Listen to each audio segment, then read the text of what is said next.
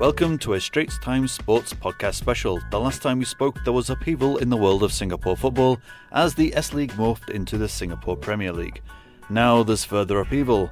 On Monday, April 9th, Sundram Moorthy stepped down as head coach of the national team. The Lions lost their main man, pun intended. With a record of only 3 victories and 5 draws from 23 games, some asked why now, others asked why not sooner. Some pointed the fingers at the executives of the FAS, some pointed fingers at the team. What is certain, with the current FIFA Coca-Cola World Ranking at 172, the Lions are in limbo again. I am your host, Jonathan Roberts, and here to discuss the future of our national pride is ST Sports correspondents Shamir Osman and Sazali Abdul Aziz. Hello, guys. Hello. Hi. So, let's get to the first issue, Sundram's legacy. Shamir, what are your thoughts? Well, the numbers aren't pretty, aren't they? He's got 3 wins in 23 attempts, 15 losses, very few goals scored. It doesn't make for good reading, and but I think the concept of what a coach does and what he leaves behind goes a little bit further than just numbers. Do you think it's a case of he's a bad coach or that it's just an impossible job? As of now, it is a bit of an impossible job with the kind of players coming through the pipeline. There aren't really that many options that Sundram has, or in fact any coach who comes in after him will have from here on in. So I would like to see what people can do with this bunch of players that we've got right now. I think one issue with the way people perceive Sundram is outward appearance, his attitudes towards the press. Saz, you have dealt with him before. What was your take on the man? Well, he tries to be friendly. I mean, he always makes conversations with the media, with reporters, but you always feel like there's a public persona of him, and a private one, and you don't get the private one often. In terms of dealing with him for work, I think the most memorable one, maybe for good reasons, maybe for bad, was the Argentina pre-match press conference where he was in and out within a minute, which was, I actually laughed at the end as he stepped through the door because he said he had training to conduct and stuff like that. But yeah, I mean, the fact that he was in and out in under a minute for glamour friendly against Argentina, I sort of said it all to me. I think it's a little bit unfair though, that particular incident, because he was brought out of training after training had started, and that was just poor organisation. But well, again, to your point, Sundram does have a bit of a siege mentality in the sense that he seems to feel that everyone is out to get him, and that explains how he's a little bit defensive in that sense when you speak with him. But he does warm up a wee bit if you just chat and not for work. But it's my He's only wish. fine when you get to know him. Yeah. Honestly, I mean, if you I'm sure Shami and myself. But okay, what about his relationship with the players? Personally, I think his relationship with a coach, with the players rather as a coach, is ideal because there's always a line. Some coaches are very friendly with their players. They train, they laugh and stuff. You won't 99% of the time you won't see Sundram. There's no laughter with him. He won't laugh in training. I mean, the players are not afraid to laugh in training, of course, but he won't be with the boys throwing out jokes and laughing all the time or most of the time. So I think that's good to have as a coach. I mean, you draw the line. But sometimes that sort of causes resentment in depending on the individual So. Okay, so I mean, during his tenure as head coach, what would you say were the high points and what were the low points for you? It's a little bit hard again to pick this because there were several low points. There were several games we could have done a lot better in. Several times I wish we had attacked a little bit more. But I think one point that really stood out for me was the Turkmenistan game where we drew 1-1. And the boys looked really positive for something I haven't seen in a while. And they were playing good football. And it was just unfortunate that we just didn't seem to be able to keep our shape and see that match through. It was there, but just the boys mentally didn't seem to have it. So it was all good and bad all in one match for me. Yeah, just I mean a point about highs and lows, and I mean it really is in football, in international football especially, it's really a case of fine margins lah. I mean I was at the Suzuki Cup in Philippines, and for 20 minutes we had one foot in the semi-final, and then Indonesia scored 2 goals, and then we were out. We were bottom of the group, and didn't win, only scored 1 goal, and the numbers, like Sham mentioned earlier, the numbers look really bad lah, but for 20 minutes we had one foot in the semi-final, and Sundram will say he was unlucky. He was saying, he would say, it's a case of fine margins, and he's not wrong. There was a game against Thailand as well in that same Suzuki Cup where we looked like we had Thais under control for quite a while, and then Madhu went up to attack.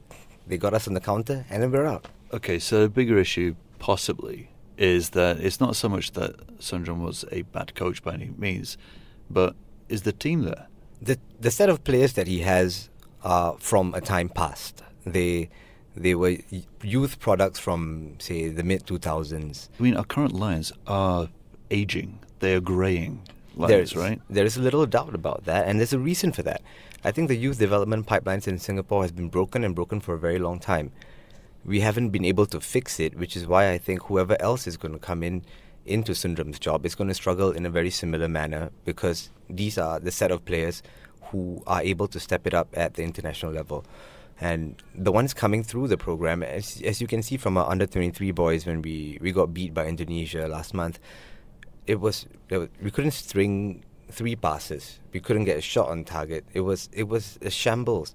And that's the way it's going to be if results are any indication, that's the way it's going to be for the next couple of years, because the young ones coming through are just not good enough. And, well, okay, has anyone come through under Sundram? I mean, any shining stars that you can see that he's had a real hand in developing? I think Irfan Fandi is the most obvious one. Coming in as a forward and then being converted to a centre-back. And now he's a proper Lion. He's in the first 11. He's one of the first few names on the team sheet. And that one is quite clear. Shawal Anwar is perhaps another one who didn't have the best starts to his career as a Singapore international, but he's come through now. He needs to deliver a little bit more in terms of getting goals and crosses, but these 2 players, I think, stand out. And Anders Aplin, you could argue for that, that he is starting to come through and starting to show signs that he could make it at the international level. So now we're facing this situation. We have Suzuki Cup coming up in November, and we have no coach. We have no head coach, and we have an aging team with a few, as you mentioned, a few players who can do the job. The big question is, who's next?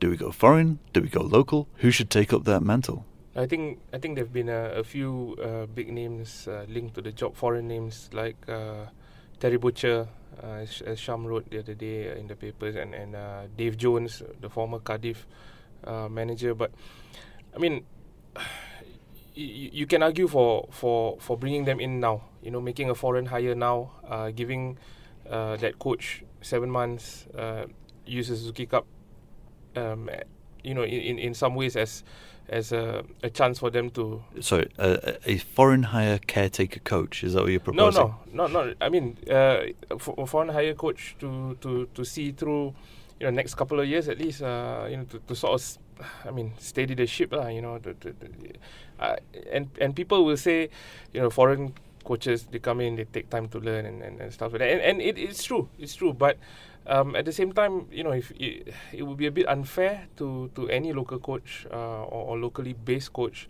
to come in and like you mentioned, steady the ship, and then where do they go from there? Well, it's not really steadying the ship. I mean, if you're talking about this team, it's more taking the ship out to scupper it.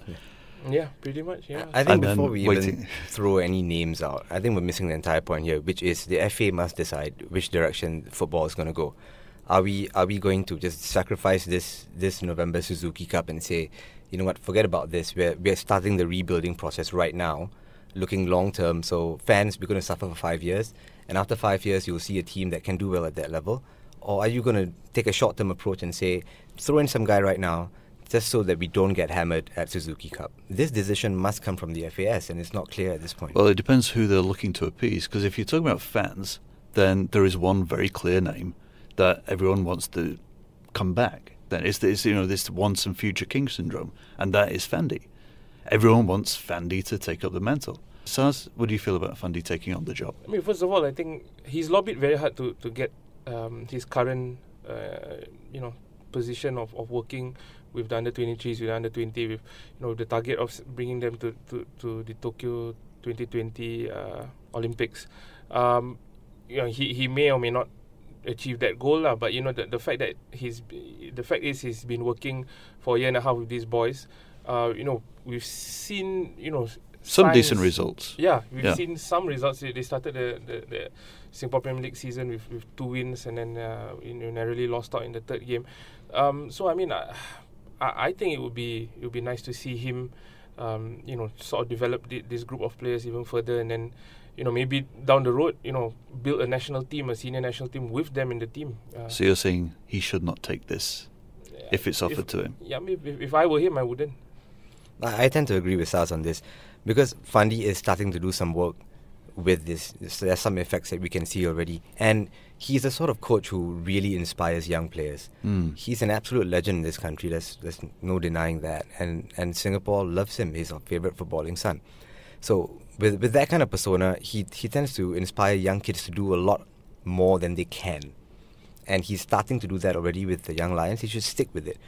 Although I would say that having his personality in and about the national team will definitely be helpful, and I'm sure that whoever the FAS brings in, Fandi will be there or thereabouts, and his assistant coming in to help out with the team, just to be there with the boys, he will be, and he should. Okay, well, personally I feel it's the risk, because my own beloved team, Liverpool, have fallen down this path before of bringing back a beloved son to try and take the team to higher ground, and it's not worked. It's not worked when Dalglish came back for a second time. It didn't work with Graham Souness back in the early 90s with his that was a failed attempt. Terrible. I mean, you could say, oh well, it's worked with Zidane at Real Madrid. What a revelation he was. It didn't work with my beloved Newcastle and Alan Shearer as well. Nothing works with Newcastle, mate. Yeah, fair point. No, but I think there's a real risk of, if Fandi was to take this role and not do it in a way that, I mean, it'd be nice if he brought in his under-23s to be the national team straight away. I think that would be good. But without that, there's a risk of his reputation being, well, ending on quite a down note, because, what could you do with this, with the current situation? Very much the same way Sundram's reputation has taken a hit. I mean, he won the MSL with, great tactics. Everybody was hailing him as a brilliant tactician, and then now all of a sudden, everybody is saying, he's rubbish, which is not true lah. And not true, not fair, but again, fine margins to everything. I think a good example of what you were talking about, of Fandi taking the under-23s and making them the national team, the Thais did it with Kiate Suksanamong and the under-23s, who did well at the Suzuki Cup, did it well at the Asian Games. They finished 4th and against some solid opposition. And a lot of these boys became the key part of the current Thai national team. And a lot of the older guys like Datsakon Tonglau basically just faded away because these kids were good. Well, I mean, that age, the under-23s, is essentially the age that your national team should be. I mean, in theory, you should be at that level already, right? If you're going to be a star, you would have been already by 23. I mean, maybe our guys aren't quite there at the moment, but why not do it? Because we're not good enough yet. That much is clear in February's game against Indonesia, where it looked like men against boys, but it was terrible. We're still not quite there yet.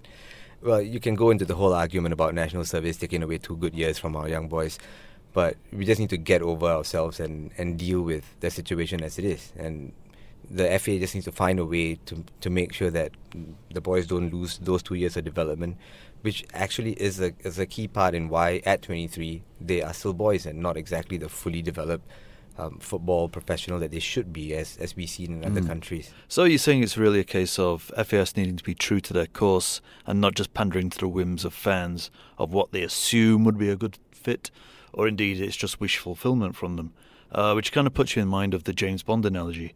For a long time, Pierce Brosnan, the fans wanted him. He seemed to be a good fit, he looked the part, but in the end, you get 1 good movie and 4 duff ones. So, who will be FAS's James Bond to take on the world of international football? Will he be given a licence to win? Will he hit a streak worthy of Casino Royale, or will it be another case of die another day? We will find out very soon. Okay, thanks guys for joining me for this podcast. To you, the listener, we hope you've enjoyed listening to it and you get something out of it. If you'd like to listen to more podcasts, do check us out on straitstimes.com with a variety of other subjects that you can listen into. Do join us again next time. For now, farewell.